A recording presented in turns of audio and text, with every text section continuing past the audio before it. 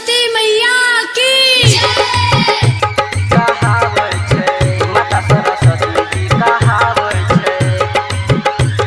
Presented by BM recording studio Alamnagar Madhepura. जिनके कृपा से चले मिथिला जहान, मिथिला जहान हो मिथिला जहान। जेकर कृपा से चले मिथिला जहान, मिथिला जहान हो मिथिला जहान। बकत पे सबके नचाबै छै, माता सरस्वती जी कहाबै छै। बकत पे सबके नचाबै छै, माता सरस्वती जी कहाबै छै। छौरा छौरी के छियै भगवान, करै छै सबके हो मन कल्याण। छौरा छौरी के छियै भगवान, दुनिया में होइ छै हो इनके गुणगान। सच में छै भौजी हे महिमो महान, चल करैल देबै हम दर्शन। सच में छै भौजी हे महिमो महान, चल करैल देबै हम दर्शन। डीजे सुमित सतीश रैमा मिक्स बाय बलभद्र सिंह। धरती अंबर सब एकरे ही देना छै, कर देते मैट्रिक पास हे। धरती अंबर सब एकरे ही देना छै, कर देते मैट्रिक पास हे।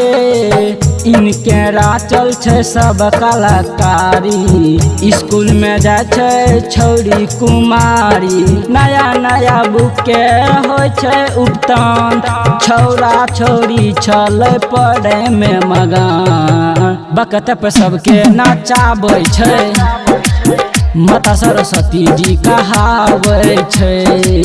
बकत पे सबके नचाबै छै, माता सरस्वती जी कहाबै छै। सुमित सतीश रैमा presented by BM recording studio Alamnagar Madhepura. बैठी बैठी मैया मुस्कै छै, जग के पालनहार हे। बैठी बैठी मैया मुस्कै छै, जग के पालनहार हे। राइटर मनीष करै छै भजन, नीरज कृष्णा छुए छै चरण। मैया के मूर्ति बैठल छै दुआर, जानै छै सब गौवा समाज। बकत पे सबके नचाबै छै, माता सरस्वती जी कहाबै छै।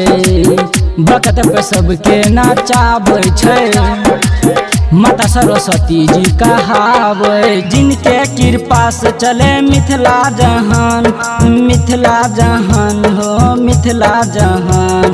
जेकर कृपा से चले मिथिला जहान, मिथिला जहान हो मिथिला जहान। बकत पे सबके नचाबै छै, माता सरस्वती जी कहाबै छै। बकत पे सबके नचाबै छै, माता सरस्वती जी कहाबै छै।